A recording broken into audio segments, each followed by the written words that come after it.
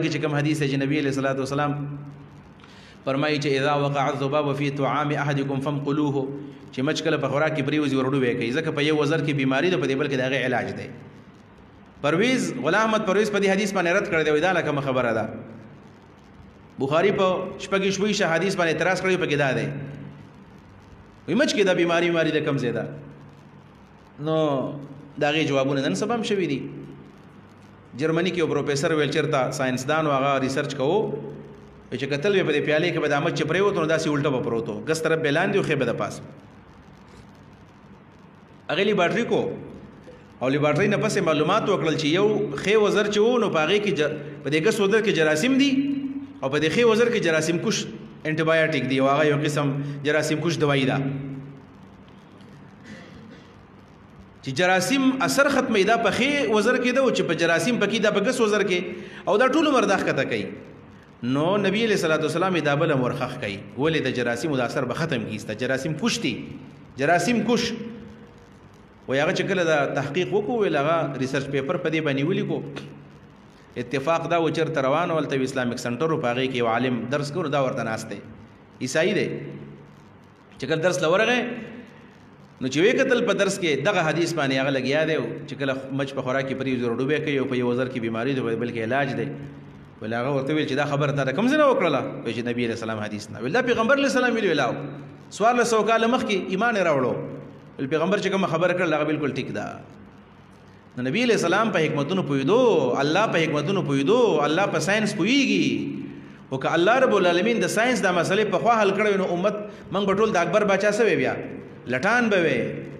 بیا موږ هیڅ شی نشو ایجاد کولای. نو الله رب العالمین تدبر تم څه شی پرې خو دو چې دا معلومات په خپل باندې وکي حکمت به درته چې دا می پیدا کړی د څه د پاره دي. نو جواب ملاو شو چې دا مواقیت للناس دي په دې باندې خلکو وختونه معلومه دا وختونه علامې دي د حج د پاره دا علامې دي په دې باندې خلک د حج ورځې معلومه چې حج نه خراب نشي میاشه نه خراب نشي دا معنا ده. تپوس چا کړی دی قرطبي تپوس يهودو کړی دی د قصر القمر او د کبر القمر دا سوال يهودو کړی دی او ابن جرير تبری لیکلی چې دا صحابه کړی دی. تدویق سره تدویق دا دی صحابو کې معاذ ابن جبل او ثعلبه ابن غنم رضی الله عنه د کړی دی. دا غي تدویق داسې دی چې دا تپوس يهودو له اعتراض په تور باندې په صحابو باندې کړو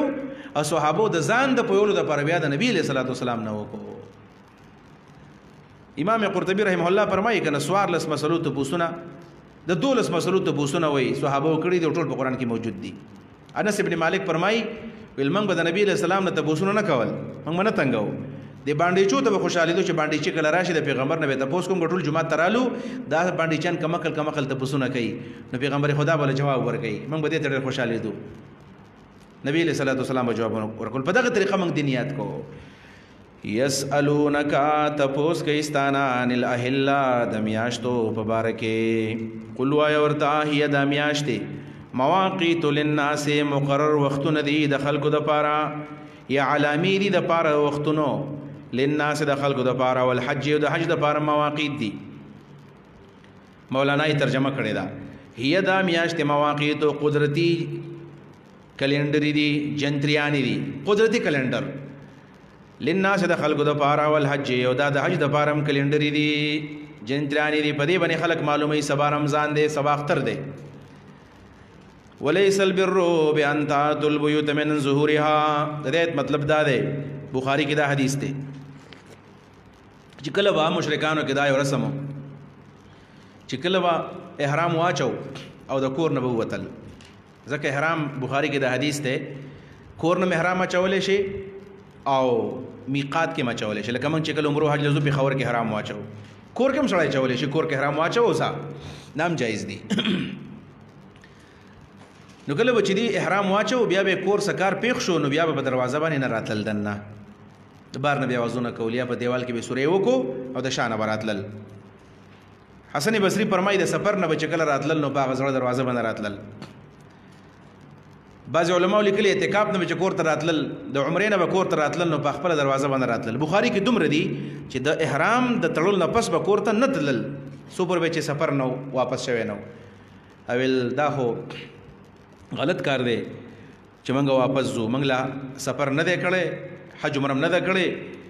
نو الله تعالی وی چې دا سګ نیکی خو نه ده، نیکی دار چې د خپل کور ته په خپل دروازه باندې راځه. وضع شی په غیر محله ظلم دی، وضع شی په محله دا عدل دی. دروازه د کوم مقصد د پاره ده د هغې دپاره استعمال کوي. وليس البر بأن تأتوا البيوت من ظهورها، نه د نیکي چې تاسو راشئ خپلو کورونو ته من ظهورها د هغې د شاګانو نه. ولكن البر من اتقى، لیکن نیکي د هغې چا ده. لکن البر بر من اتقى یا ولکن البار من اتقى، لیکن نیک هغه څوک دی چې د الله تابعداري وکړله. واتوا البيوت، راځئ خپل کورونو ته من ابوابها د خپلو دروازو نه. واتقوا الله، د الله نه ویریږئ لعلکم دې دپاره چې تاسو تفلحون کامیاب شئ. وقاتلوا فی سبیل الله الذین یقاتلونکم، اعلان القتال بعد اصلاح العمل. مخکې د عمل اصلاح وشوله، اوس د عمل اصلاح به څنګه کېږي؟ کله کله به د قتال ضرورت راځي. الجهاد په اسلام کې مولانا مودودي رحمه الله د جهاد فلسفه کې دا خبر لیکلې ده چې جهاد د کوم مقصد دپاره کېږي؟ جهاد د لوی مقصد دپاره کېږي. او دا ظلم نه دی، بلکې دې مثال داسې دی چې کله یو سړی بیمار دی او ډاکټر له لاړو او د ده په بدن کې یو څښا دانه ده، ډاکټر ورته وایي چې د دې علاج به در داسې کوم چې تا به سیرم اپریشن بدله کوم، سرجري بدله کوم، او که سرجري ونه شوله نو تا ته ګوره کینسر کېږي. نو هغه راولېږي نو دا خېټه له وسیري او هغه دانه ترې لرې کړي او سبا په ډانګو باندې ګوټ ګوټ ځي. نو څوک نه و چې دی اوس زیاتې وکړه، اوس ښېګړه وکړله. جهاد په ظاهر کې خدا ښکاري چې لاس مات شو، لاس کټ شو، بدن سړی مړ شو، ډېډ باډي جوړه شوله، لیکن اصل کې ډېر لوی مقام دپاره او د لوی مرام دپاره جهاد کېږي چې هغه عدل دی او د ظلم خاتمه ده او د توحید جنډو چتول دي او شرک مغلوب کول دي.